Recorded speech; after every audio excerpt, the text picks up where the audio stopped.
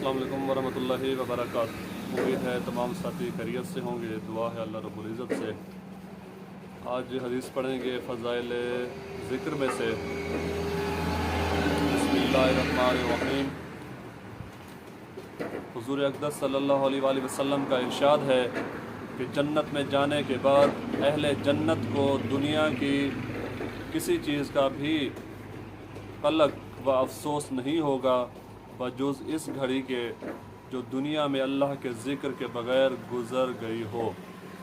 हुज़ूर अक़दस सल्लल्लाहु अलैहि वसल्लम का इरशाद है कि जन्नत में जाने के बाद अहले जन्नत को दुनिया की किसी चीज़ का भी कलक व अफसोस नहीं होगा बजुज़ इस घड़ी के जो दुनिया में अल्लाह के ज़िक्र के बग़ैर गुज़र गई हो। फ़ायदे में शेख लिखते हैं, जन्नत में जाने के बाद जब ये मंज़र सामने होगा कि एक दफ़ा इस पाक नाम को लेने का अजर व सवाब कितना ज़्यादा मिक़दार में है कि पहाड़ों के बराबर मिल रहा है, तो उस वक्त अपनी इस कमाई के नुकसान पर जिस कदर भी अफसोस होगा ज़ाहिर है। ऐसे खुशनसीब बंदे ही हैं जिनको दुनिया ही बग़ैर ज़िक्रुल्लाह की अच्छी नहीं मालूम होती। हाफिज़ इब्न हजर रहमतुल्लाह अलैह ने लिखा है कि याहया बिन माज़ राज़ी रहमतुल्लाह अलैह अपनी मुनाजात में कहा करते थे, या अल्लाह रात अच्छी नहीं लगती मगर तुझसे राज़ो नियाज के साथ, और दिन अच्छा मालूम नहीं होता मगर तेरी इबादत के साथ, और दुनिया अच्छी नहीं मालूम होती मगर तेरे ज़िक्र के साथ, और आखरत भली नहीं मगर तेरी मुआफ़ी के साथ, और जन्नत में लुत्फ़ नहीं मगर तेरे दीदार के साथ। हज़रत सरी रहमतुल्लाह अलैह फरमाते हैं, मैंने जुरजानी रहमतुल्लाह अलैह को देखा कि सत्तू फाँक रहे हैं। मैंने पूछा, ये खुश्क ही फाँक रहे हो? कहने लगे, मैंने रोटी चबाने और फाँकने का हिसाब लगाया तो चबाने में इतना वक्त ज़्यादा खर्च होता है कि इसमें आदमी 70 मरतबा सुबहान अल्लाह कह सकता है।